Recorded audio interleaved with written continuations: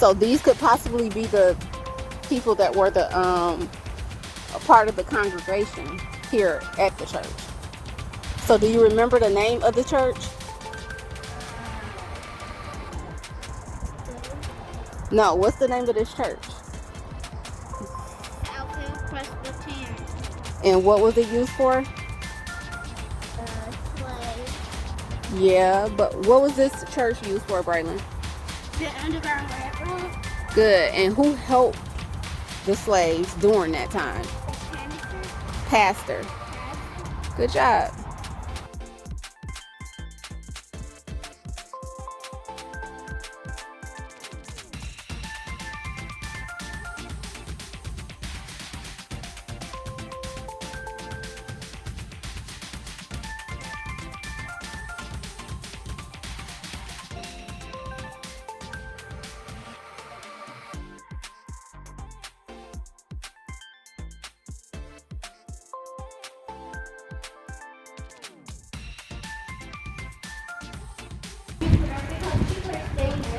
Okay. I'm gonna pop open them and go like.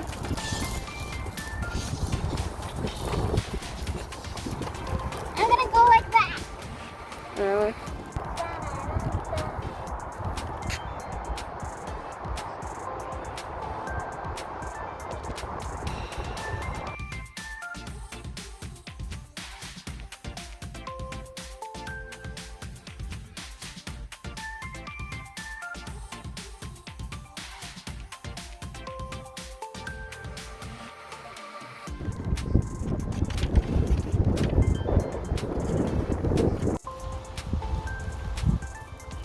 Wait, it was a turn.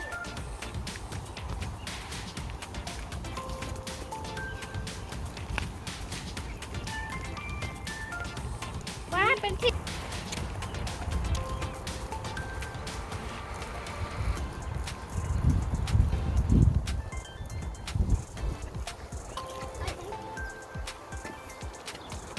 Where? All right. So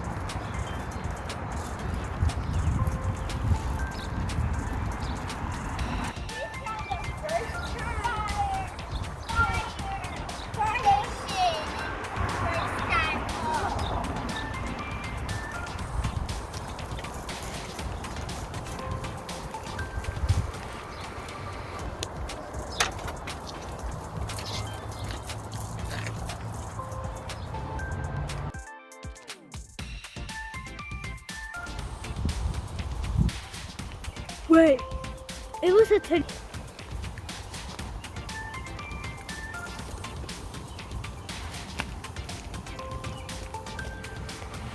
What happened to?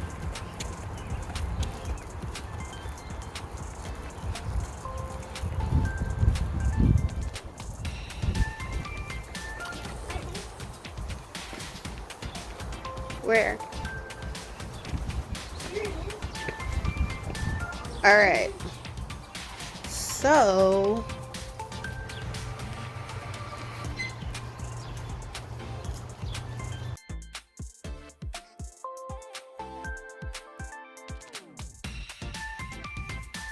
Juneteenth in General Order Number 3, read on June 19, 1865, announcing that all slaves were free, is one of Gavison's most important historical moments.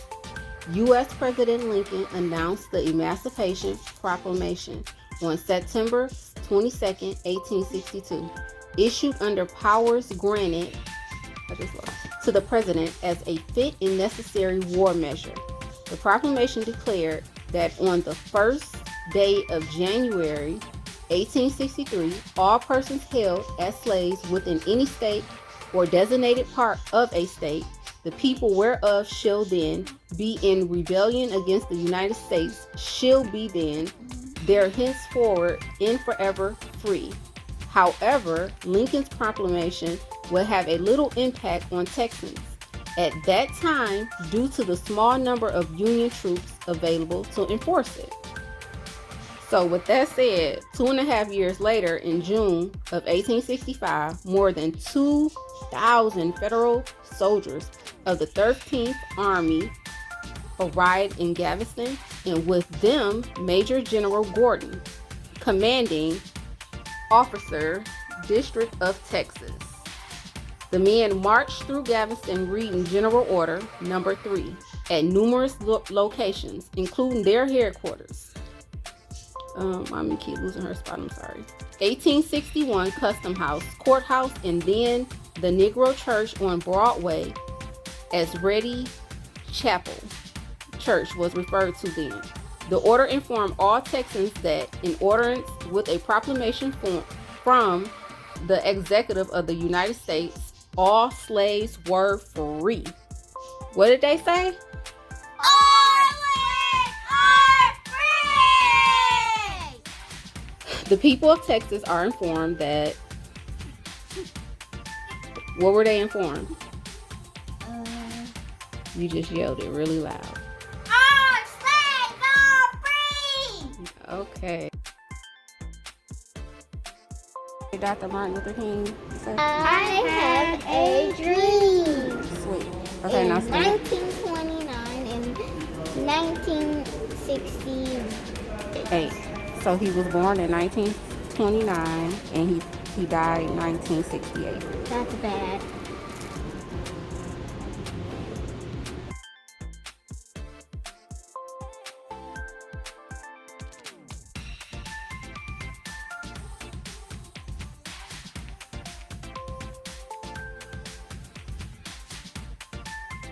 Who's issuing the hospice? What does she do? She is a city clerk. Where is she a city clerk? In what city? Southfield. Good job. And let's see, what's my next question? Can you tell us anything special about her? She is the first African American clerk. First African American First African American city clerk. city. Good job. And what city is she? Do you remember what city? Southfield. Good job.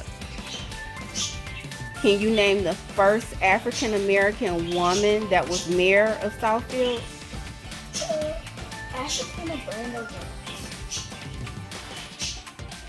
Brenda Lawrence. Brenda Lawrence? Let's see. Who was the first African American woman to become mayor of Southfield?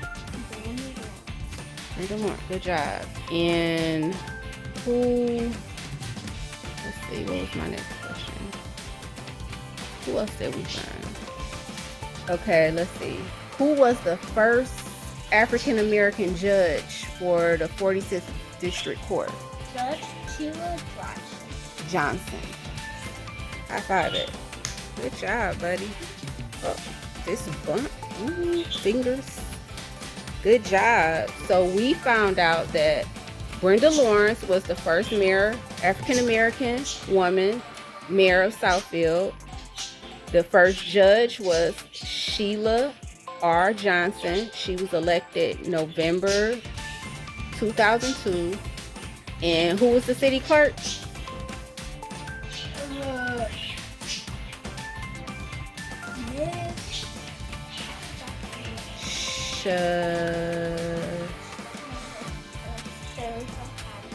Good job.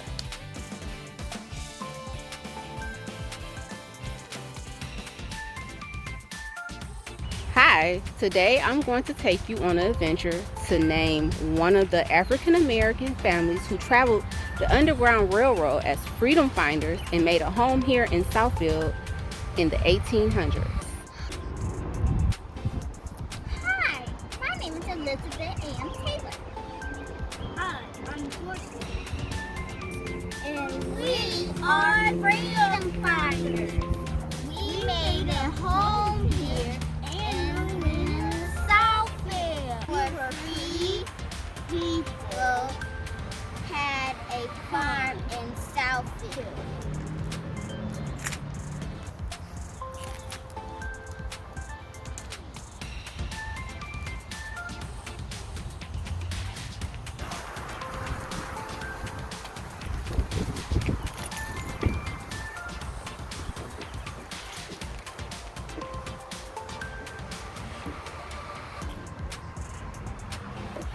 So who did you guys learn about today?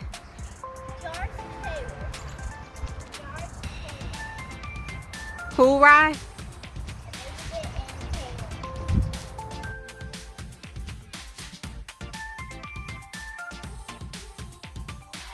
Guys, who did you learn about today for your scavenger hunt? Good job, Barbara Talley. And Barbara Talley is known as the what of Southfield? She's known as what? Good job. She was the first black woman in Southfield elected. Yeah, she was the first black woman to be elected in Southfield City Council. Let's see, what else did we learn? What walk did she organize? Martin Luther King. You gotta, yeah, but what walk did she organize again? The Peace Walk of Martin Luther King. Good job. What church did she organize it at? This place. And the walk started here, right? Yes. Do you remember how long the walk was? It was how many miles long? 97. No. 1927. No. How many miles did everyone walk? One. Yeah, 1 mile. And it was with different. Who walked? Do you remember who she said walked on the peace walk? Different restaurants in Southfield. Yep, and lots of people came from all over to join. Do you remember how many people she said joined during the peace walk that she organized? 2000. Okay. What did she run for? Mayor. Did she win? No. Do you remember how many ballots she lost by? 97. Good job. And who did we learn about today? Who did we learn about today, guys? Barbara Talley. Good job. Bye-bye. Well, my name is Barbara Talley. I moved here in 1972 when there were only about 10% African Americans at that time. And people came from Detroit, particularly after the riots, 1968 riots, and they began to come to Southfield. And the population rose very fast, particularly of African Americans. So now is the first African American to be elected to any office in Southfield. I was the founder of the Dr. Martin Luther King Task Force, and if you remember back in 1985 is when we had the first Dr. Martin Luther King national holiday. It took 11 years in Congress for it to be passed. And so we celebrated in 1986 was our first holiday. And we celebrated here with a peace walk. I gathered people. I was on the city council at that time. I gathered people here, and we wanted to know what we should do. We said we have a peace walk. We have had a peace walk. This will be our 34th year. And we have a walk, and then we have from a church for a mile, and then we have at the pavilion, we have a large program. This is a very diverse city, and we have so many people from different faiths to come in 1985 and 1986. There's a church right at Civic Center, right at near Northwestern, the big church, and that's where we start from. And